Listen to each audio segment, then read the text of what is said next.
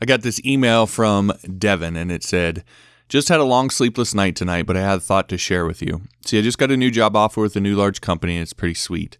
Still 2 weeks until I start, so the background check is underway, as well as all sorts of onboarding paperwork. All the interviews are done, the essentials worked out. Seems pretty great, right? It doesn't feel that way, though. Ugh. Now I'm getting a bad case of impostor syndrome with everything almost there. See, it's the factor of the unknown and unfamiliar that is the worst. All the official everything is starting to make me question myself. To top things off, the very day after I received the call with the offer and I accepted, I caught this flu bug that's been going around, and that has definitely been shaking my confidence with my physical self feeling bad. It's creeping into my mental game as well. You might think that being aware of what is going on would help, but it's just not that simple. However, I also know that most programmers I've gotten to know well have gone through this before and expect to feel just like I do again. I've read tips, articles, and watched videos on the topic, but they just seem too general to really help. Maybe you might know something more specific to the field or other good ways to deal with those nagging thoughts. Hey there, I'm John Morris, JohnMorrisOnline.com. Welcome back to another episode of The John Morris Show. So this episode, we're going to get into this. I actually do have a lot to talk about when it comes to this, and have dealt with it, of course, before. I've talked to a lot of people that have, and I'm going to share with you. Really, what we're going to get into is one of the things that you said here is sort of interesting. You said you might think that being aware of what is going on would help, but it's just not that simple. And you're right and you're wrong. Awareness is a really big part of it, and so sort of brushing that off maybe is a little premature, but at the same time, it is not just that simple. And so what we're really going to get into is dissecting what actually is happening, because we sort of know what's going on when it comes to imposter syndrome. And when you dissect it and break it apart, there are actually very specific things that you can do to deal with imposter syndrome. It takes some discipline. It takes some effort. It's not just going to be this sort of effortless thing where suddenly your life is different and you're not dealing with this anymore. But once you learn these skills, you can just sort of implement them every time this comes up, and it really does deal with imposter syndrome quite well. So we're gonna sort of break all that down and talk about it and how to just deal with this once and for all, because it is something that is going to come up again and again, and we'll talk about why that happens. That happens for a very specific reason. So you're going to have to deal with it time and time again, but you'll have sort of the antidote to deal with it, and you'll just be able to handle it and move past it and not let it get you down. So we're going to get into all of that in this episode. Before I do, this week I'm going to be releasing a new course I did on creating a WordPress plugin. I think I may have mentioned this before in the podcast, but I recorded and edited and done all of that sort of thing with this course, and I'm going to be launching that this week. So if you want to make sure that you get notified when that goes live so you can get access to that, be sure to head on over to JohnMorrisOnline.com and get on my mailing list. You'll see the place to subscribe right at the top there. You're also going to get access to Module 1 of my PHP 101 course when you do that. But I'm also going to primarily be doing the launch and all that sort of thing via email. So again, head on over there, JohnMorrisOnline.com, get on the mailing list so you can be notified when that WordPress course goes live. All right, so with that out of the way, let's get into this. So the first thing I want to do is I want to dissect what imposter syndrome actually is, because I think it's crucial that you know what specifically is going on. You can't really, it's sort of like coding. If you don't know what the bug is, you can't fix the bug. So let's talk about what this bug is. Now, fortunately, there's not a lot of questioning when it comes to this. It's sort of psychoanalysis 101. And, psychology and psychoanalysis is something that I've been interested in for a really long time, over a decade and a half now, primarily because some of the stuff that I went through as a kid, and then also being in the Army, going to Iraq and sort of dealing with sort of these different issues, I've had to sort of self-medicate in a lot of ways. So it's been something I've been really interested in, and I'm not claiming to be some psychoanalyst or some expert in this, but what we're going to talk about today is really sort of basic psychoanalysis 101. So I think we can talk about it and sort of be confident that what we're talking about is legit. So When psychoanalysts look at happiness, and we have to go through this to get to what imposter syndrome is, but when they look at happiness, it's not some sort of ethereal, unknown sort of thing like a lot of people tend to think. It actually is quite well known what happiness comes from, what makes people feel happy. And so it's broke down into two things. Those two things are confidence and well-being. And so we'll start with the well-being side of things, because that'll help us to understand the confidence side of things a little bit better. And you have to know both of these to understand what imposter syndrome is. But well-being is it's the emotion that you feel. It's sort of a reflective emotion. It's what you feel when you look at your life, and you kind of think, things are good. I'm getting the things in life that I want, that I feel like I deserve. You're just sort of looking at your life, and you have the things, you have the relationships, you have, the financial stability, the career, all that sort of thing. You just feel good about your life because you're getting the things, and you're doing the things, and you're being the things that you want to be. Not necessarily everything, but you have some certain level and sense of I'm making progress, I'm getting what I want. That's what well-being ultimately is, and that's one part of happiness. Now, to generate well-being, the way that you get well-being is through assertiveness. Again, this is sort of psychoanalysis 101. So you get what you deserve, you get what you want in life by being assertive, by standing up for yourself and making sure that, say when you work with a client, that you get paid for what you did, or being assertive and applying for a job because you think that you have earned the ability to apply for that job by learning the skills that you need to learn in order to do that. So the day-to-day thing that you focus on in order to generate well-being is being assertive, making sure that you get those things so that you can then reflect back on them and look at your life and feel good about your life. So that's an important part of happiness, is making sure that you're being assertive to make sure you get the things that you deserve, that you want in life. And that's one of the reasons why I talk a lot about that, because I'm very aware of this, and a lot of people are sort of stuck with that assertiveness half of things, and it's really important that you be assertive in that sense. That's why I'm constantly pushing you to apply, try to get jobs, be assertive in that sense. Now, the other side then, of course, is confidence, and confidence ultimately comes from competence. This is one of the things why I think imposter syndrome is so prevalent these days and sort of nagging and doesn't go away, is because there's a lot of people out there. I'll even use the word charlatans, because I think a lot of these people do know this, but they also know that they can give people these sort of experiences that make them feel a certain way. And they know those experiences are fleeting, but they know that they can generate a lot of popularity and wealth for themselves by doing this. So not everybody, but I'll use the word charlatans out there. They've sort of convinced people that you can use magic tricks to generate confidence. And in some ways you can, but it's always fleeting. It's always for a short amount of time, and then you need to do that magic trick again. And over time, that trick becomes less successful, so then you need to learn more tricks. And of course, the person teaching you the tricks has a whole sort of bag of tricks that they can teach you for a price, etc., etc. So we've sort of got caught in this idea that confidence can be faked. But ultimately, real, genuine, long-term confidence comes from competence. It comes from you're confident about something that you know you can do because you can do it. So if you go and, you've never shot a basketball before, you're not going to feel confident about shooting a basketball. And you can do some magic tricks and, visualization, all those sort of things. And in some sense, those things can help.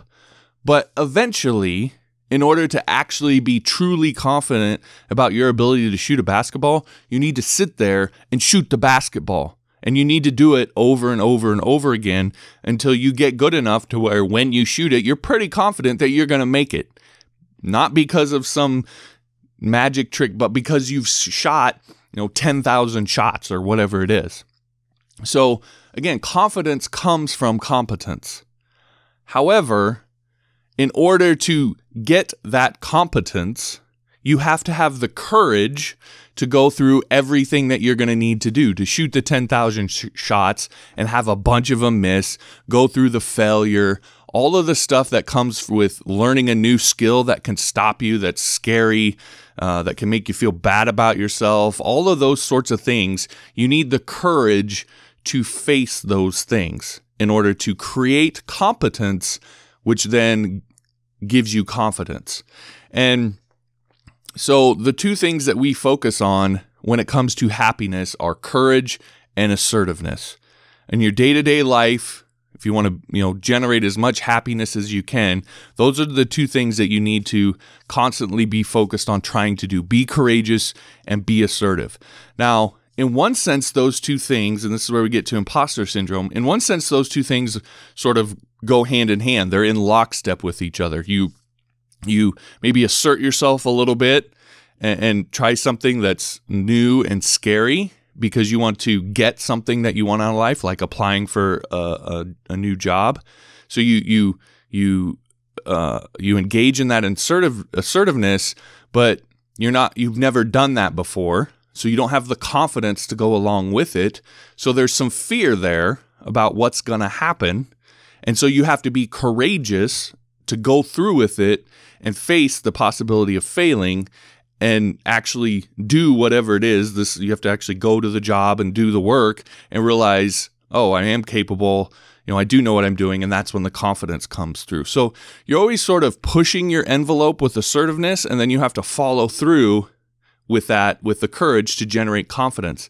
And then you push yourself with the assertiveness, and then you have to follow through with the courage. And ultimately, that's what imposter syndrome is. Imposter syndrome is that gap between assertiveness and your current level of confidence. So when you apply for a new job, you may have taught yourself all the code in the world, and you're like, I'm super confident in this code, that I know how to code. But having a job doing it is not the same thing as sitting in your house and doing it yourself. Okay, there's a whole range of other things that go along with having a job doing it that you've never done before. And you're being assertive. You're doing the thing that you should do in applying for that job because you think you've earned the right to do that. But now you have a gap between the way in which you've asserted yourself and where your current confidence level is. And that gap is what imposter syndrome is. It's ultimately just fear. It's a fear, as you said, about the unknown and am I going to be able to do it? And the reason you're feeling that way is because you've never done it before. So you don't know. And so what you need to realize is in that, to fill that gap, what you ultimately need is the courage to just go and do it. Right? There's no sort of magic trick in terms of getting around it, right? It's a legitimate sort of thing that's there, a legitimate fear that's there that you have to deal with. And the way that you deal with it is just by mustering as much courage as you can, putting your head down and going through it and realizing that the first day will be scary as hell. The second day will be a little bit better. The third day, even better. And there will be a time, as long as you're someone who is hardworking, you're a good person who's reliable, could focus, all those sorts of things that I assume that you are, that each day is going to get a little better. And before you know it, you're going to be really confident about the job to the point you're like, why was I ever worried about this? So the big thing that I want to point out is that imposter syndrome and what's happening with you, it's not anything unusual. It's what's supposed to happen. You're trying something new. So you shouldn't be scared of it or worried about it. You just have to know that the thing to do is there's no, how do I get rid of it? There's no, how do I, say something to myself or, read some book or write something down to make the imposter syndrome go away. That's not how it works. It's a legitimate fear of the unknown. The way you get through it is you just have the courage to do it anyway. Now, I assume that you're not going to just go in and turn down the job. So you're going to do that, right? You're going to just say, oh, well, I'm scared, but I'm going to go ahead and do it. That's what you have to do. That's the biggest thing that you can do. So again, that's what imposter syndrome is and what's going on. Now, I will share with you sort of 3 things that will help you with this, to help you to deal with it, and to put it, really the idea here is to put what's happening into its proper context. That's why we need to break it down so much and understand what's going on, because that's really the first sort of step in this process. Now, before I get into this, when we go through this, it's going to be easy to sort of be like, okay, whatever. That's sort of basic type stuff. And it is, but what I'm about to show you, I just don't want you to underestimate what's actually happening here. So just to give you some semblance of this is based off of a book that I read called Resilience several years ago. Now, the reason I read that book is because I was in the Army at the time, and the Army was having a real problem, and I mean, in some ways still is today, but was having a really bad problem with suicides, and it was people that were coming back from, the wars in Iraq and Afghanistan. They were dealing with PTSD. They would fall into depression and ultimately would lead to suicide. So they're having a real big suicide problem. And so they decided to implement, I think they call it Master Fitness Trainer Program. The whole idea is they wanted to, one of the things that we never talked about when I was going through basic training, AIT, all my military training, we never talked about mental health. But if you think about it, someone who's in the military and going all these places and doing all these things, that's a pretty important thing. And so they decided to implement this entirely new program that was going to be focused solely on mental health.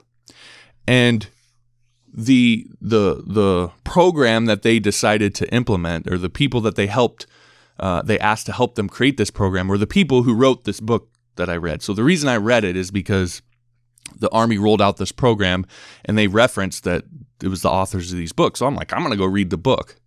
And the Army still runs this program to this day. And I can tell you, for me, not only going through what the Army taught, but also reading the book, it was a pretty life-changing thing. It really opened my eyes to some things that I was doing that were really hurting my mental health. And specifically, we could talk about some of the, I'm not going to give you everything, because there's there's like these 7 skills, and it's this whole long thing. If you want to get into all that, I recommend reading the book. I'll put a link to the book on the show notes page for this episode, johnmorrisshow.com/282.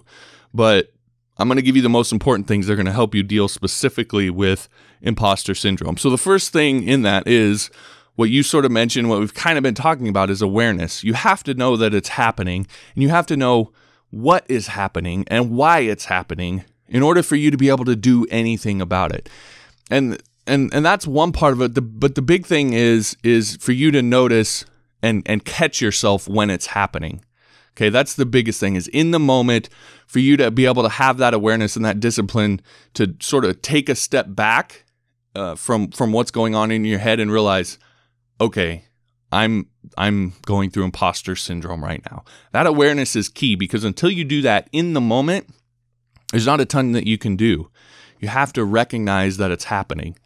When you do that, the second thing is they talk about this, and Stephen Covey has talked about this in his 7 Habits of Highly Effective People, but there's this idea of stimulus response. So in animals, especially lower order animals, they sort of work just based off stimulus response. You apply a stimulus, there's sort of an automatic, non-thinking response that they have to it. Humans, however, are different. Because we have human consciousness, because we have the ability to introspect, we have the ability to form mental maps, we have the ability to create and evaluate different courses of action that we can sort of visualize and imagine what would happen if we took different courses of action, and then ultimately we choose which course of action we're going to take. So we have the ability to choose, and that makes us different than a lot of other, at least there's some sort of maybe gray area when you talk about higher order primates and stuff and some of this, but generally speaking, that's what separates us from animals, is the level of human consciousness that we have and our ability to choose the way that we are able to do that. So what that means is we don't operate off of stimulus response. We have stimulus choice response. Now, oftentimes it doesn't feel that way. It doesn't feel like we have a choice in the way that we're feeling about something, but we actually do because, and again, this is not me saying this. This is sort of basic psychoanalysis, psychology. We know that emotions come from thoughts. Again, it might not feel that way, but because different people react to different situations differently, we know it's not automatic response. If it were, we would all react to the same situations in the exact same way, but we don't. We have a myriad of different ways that we react to things, and that is because there is a moment of thought that occurs before that, and that thought is based off of our experiences, everything that we've learned, everything that we know up to that point. All the content of our mind sort of dictates what that response will be. And then when we feel a certain way, it is the thoughts in our head and what we allow ourselves to think that then feed those emotions if we let them.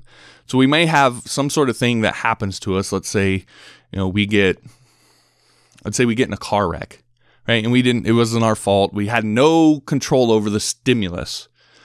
Now, our reaction to that, some people will react to that and they're like, oh, I got insurance.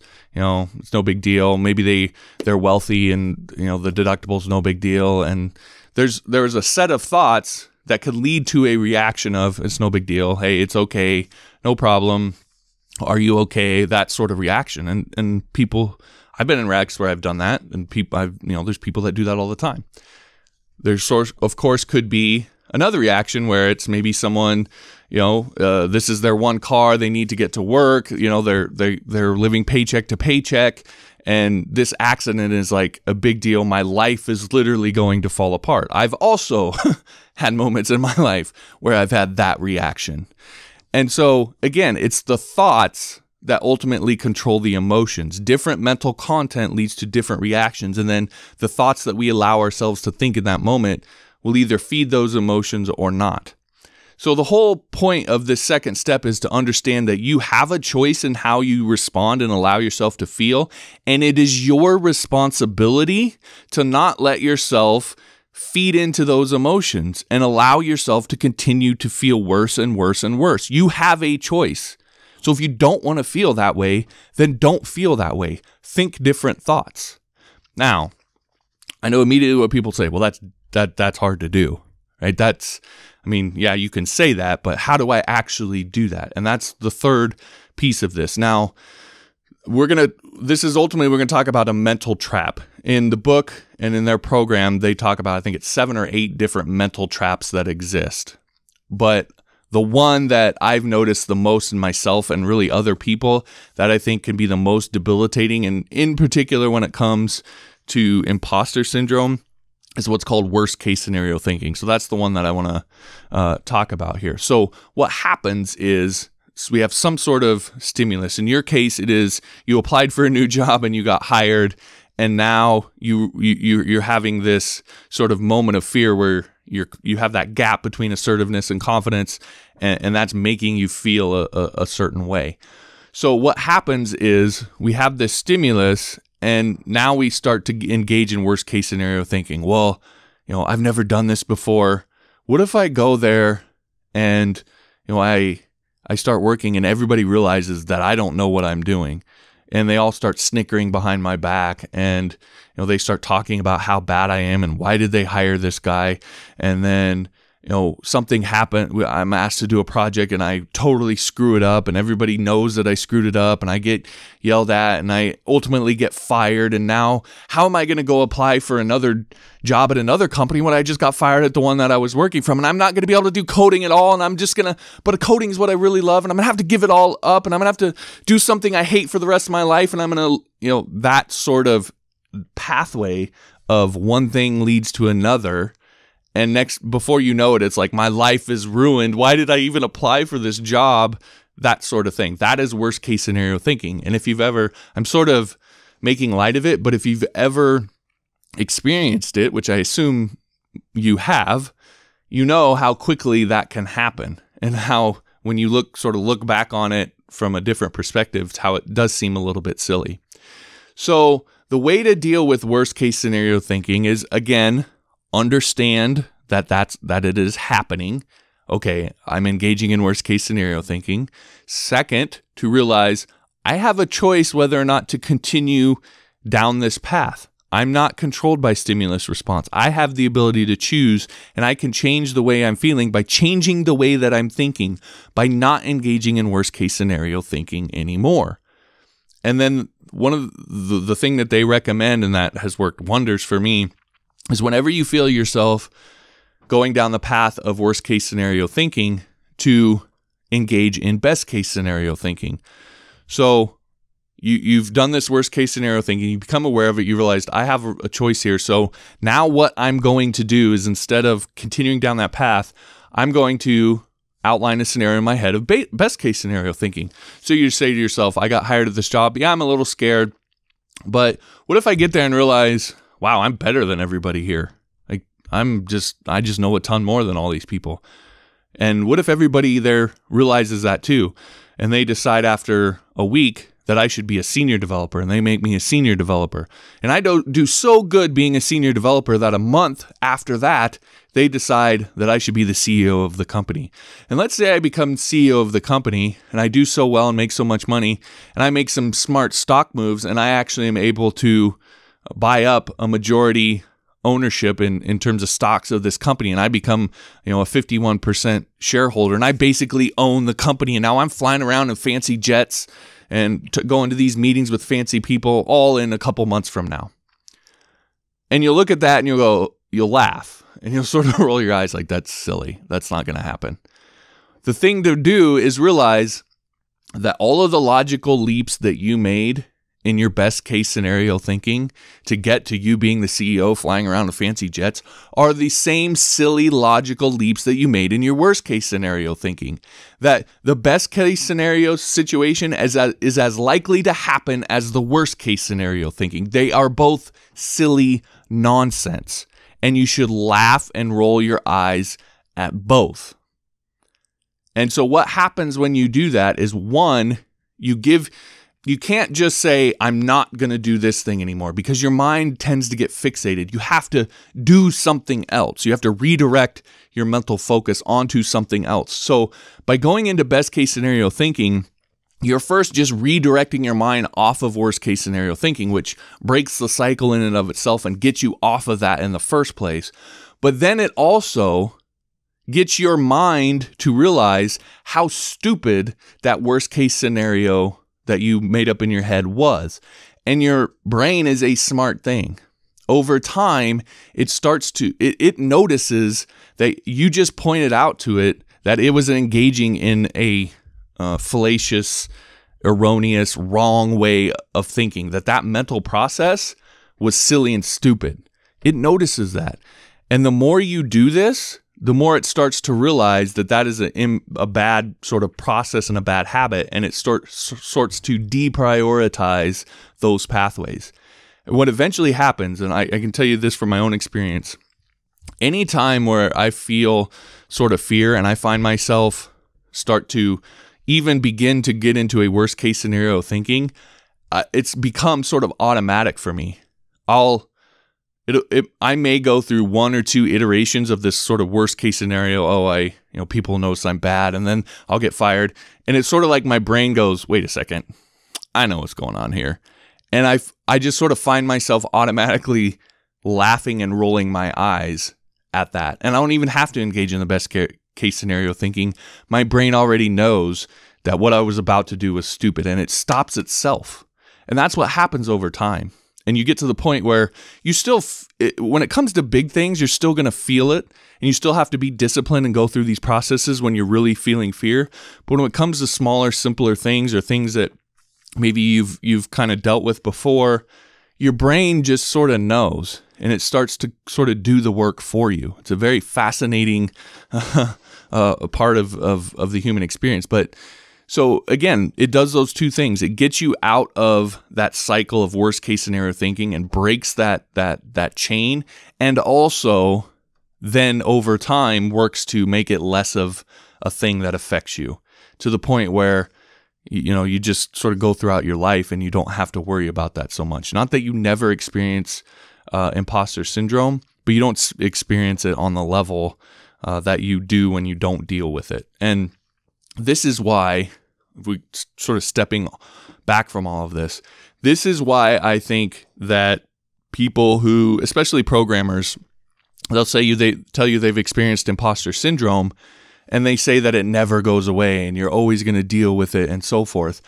And that is true in some sense, because whenever you're pushing yourself beyond, you're always going to have some fear there. But I think a lot of people just never learn how to deal with it properly.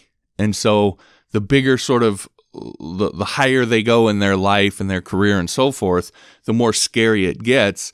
And so that imposter syndrome can be really, really debilitating if you never learn how to properly deal with it and get by it. And that's why sort of people always talk about it never goes away.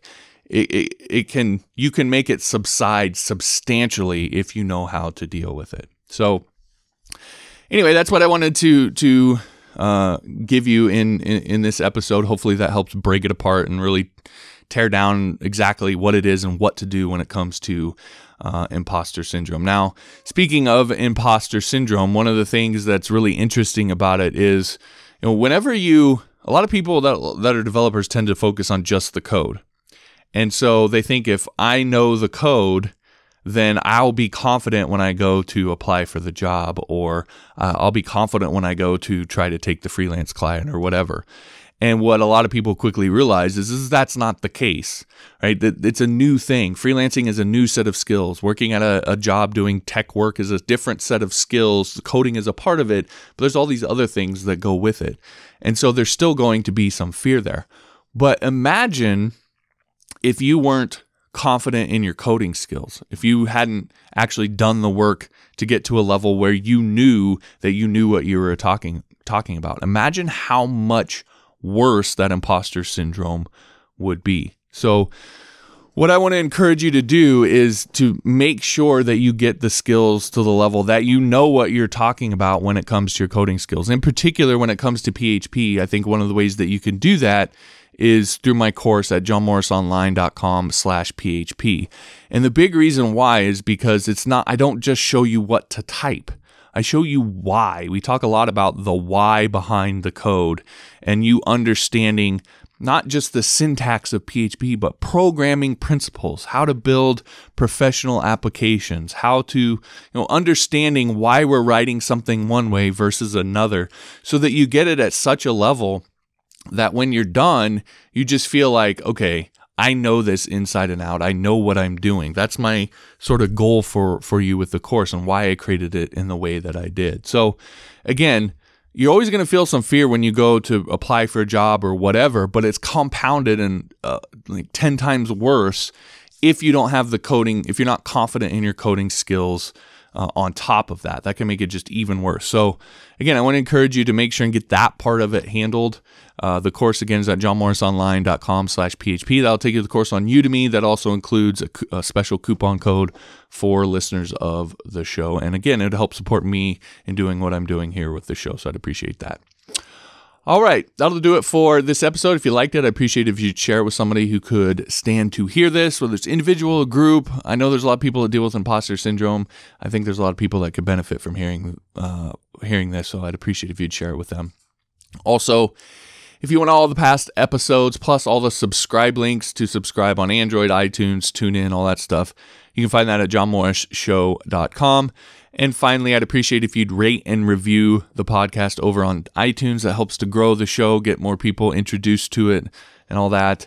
And I will also give you Module 1 of my PHP 101 course for free if you will do that. All the details for that are at johnmorrisshow.com. You can click on the Start Here link at the top. All right, thanks for listening. We'll talk to you next time.